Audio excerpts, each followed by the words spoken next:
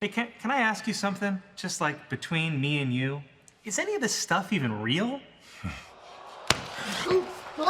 Like the video, subscribe to the channel, and turn on those notifications. And once you're done, leave a comment down below and I just might end up responding. Hey guys, D-Wicked here, and if you've ever wondered what the D stands for, the full name is actually Dave Meltzer Wicked, and I think it's about time for me to finally spoil every single thing that is definitely guaranteed going to 100% happen in a couple weeks at WrestleMania 35. You see, today's the 21st, and is my 19th birthday, or at least it was when I recorded this, so I'll be cashing in my legal Canadian drinking age in the bank luck and successfully predicting an assortment of 10 WrestleMania moments and or match results. Number 10, Seth Rollins conquers the Beast. I know, a real tough one to start, but some people actually think that Brock Lesnar is going to retain. Listen, fuckos, I'll put it on record right now. If Lesnar retains that belt, I'll eat my goddamn shoe on camera. WWE deserves a lot of flack, but when they shine, they really know how to turn those brights on. And the Monday Night Spotlight has been stuck on Seth Rollins for a long time now. He's been built up perfectly. He's the perfect mix of super athlete and never give up superhero that had not only worked to go over Lesnar, but would actually be believable. Monday Night Rollins. Yes, please. He's still the guy anyone has to beat to call themselves a star. Remember the last time Lesnar and Rollins were involved in the WrestleMania main event? Vividly. It was lit. Number 9, SNL will attack Braun Strowman, and it will be fucking stupid. He's real dumb. I'll see you guys at WrestleMania. Yeah, run away. With Braun announcing himself as a member of the Andre the Giant Memorial Battle Royal, it just seems kind of inevitable, right? I'm gonna enter the Andre the Giant Memorial Battle Royal, so as many people possible get these hands. Like, he entered himself in literally because he's just so upset he wants to beat the shit out of a bunch of people. So the next logical step in WWE's weird mindset is to have Colin Jost bring out an assortment of SNL members and have them either bomb rush Braun during the match or try to intimidate him or somehow, or some dumb shit. I don't know. I don't mind this feud. It's definitely better than most celebrity interactions with WWE, seeing as A, Colin Jost actually seems interested and knowledgeable enough to make these interactions work, and B, he, Michael Shea, and most of the cast are, actually funny, but it's still a celebrity angle. So whatever they're gonna pull out can only really be so good. Michael Shea and Colin Jost are in the Andre the Giant Memorial Battle Royal at WrestleMania. Number 8, it won't be Kurt versus Corbin. WrestleMania is 20 days away, and it's where I will compete for the last time. The Messiah is here, ladies and gentlemen, and he brings good news because this dog shit retirement match isn't the final product. I promise you. I'll put it on record. I'll Venmo you each $100 if this match actually happens. Okay, maybe don't put it on record, but hear me out. WWE has been weird lately, and by weird, I mean listening to their audience. And their audience did not like this announcement. Everyone wanted Angle versus Cena because it makes sense and is how you do a proper send-off. No one wants Baron Corbin to somehow beat Kurt Angle and use that in a feud with Roman Reigns. No one. No one. You know how I know no one? Because Chicago didn't. Chicago, of all the cities, Chicago, during a match of Kurt Angle versus Chad Gable, mind you, I repeat, Angle versus Gable, Chicago echoed, "We want Cena" chants. Chicago, "We want Cena" over Angle versus Gable. If you don't see the problem here, you probably shouldn't be watching this video. Nothing would make me happier than to make Baron Corbin tap out at WrestleMania, and I can end my career. Number 7, Elias will get interrupted. I know, ladies and gentlemen, I know. I'm a fucking oracle. The inner eye is strong in me. I'm Professor Trelawney in this bitch. But yes, Elias is going to be interrupted during his soon-to-be legendary WrestleMania musical performance. Obviously, he's going to get interrupted. I mean, Jesus Christ. It's Elias, first off. He's announced ahead of time that he's going to do the musical performance, which, thank God. I am here tonight to announce that I am going to be the headlining musical act at WrestleMania. At least it's not Kid Rock. At least it's not Flo Rida. At least it's not fucking Pitbull. I can deal with Elias, but who will be doing the interruption, though?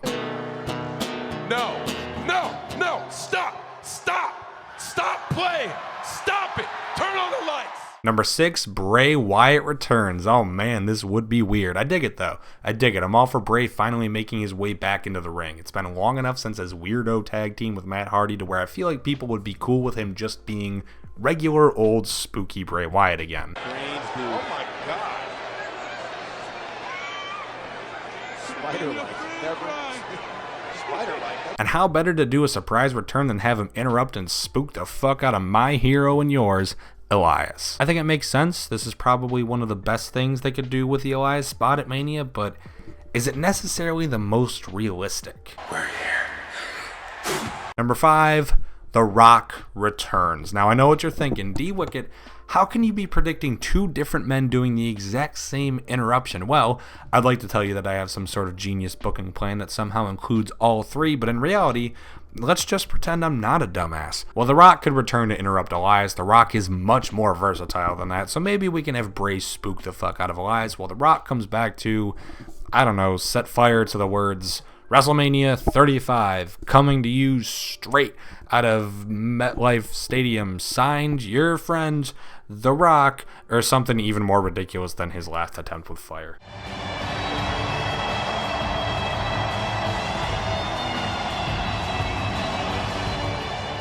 Number 4, Samoa Joe retains. Well, I don't think many people could have predicted Samoa Joe versus Rey Mysterio going into WrestleMania, especially given how great the Andrade feud was going.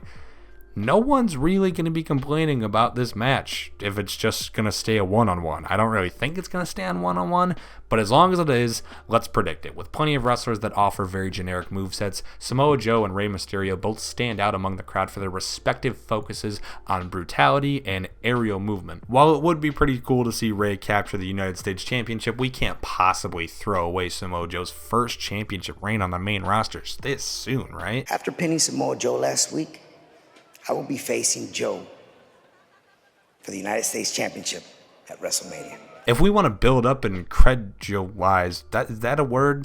It is now. Credulize these undercard titles, we've got to put them on a worthy holders and let them pick up some dominant wins here and there. I'm sorry, Rey, but you need to be sacrificed for the greater good. Like Jesus, except only for the United States, because we're assholes. All my opponents will find is disrespect for any man who has the audacity to come for the king and his crown. Number 3, Orton will pull the best out of Styles. Now, this may not seem like a prediction, but hear me out. Ever since AJ slapped Vince McMahon, he's slowly been going more and more out of his usual element and been more and more destructive. It's been subtle, definitely not something WWE has been keen on reminding us about, and it hasn't showed up in any video packages yet, but there's definitely been some extra aggression since AJ dropped his WWE Championship. I don't see AJ turning back all the way heel anytime soon, but keeping in line with this new WWE mentality where a character like anti-hero Becky Lynch can exist, why not enhance AJ's character tenfold and give him something of a loose circuit? Let him really go off after some kind of mental line gets crossed. I mean, if there's ever been a wrestler to mentally change an opponent,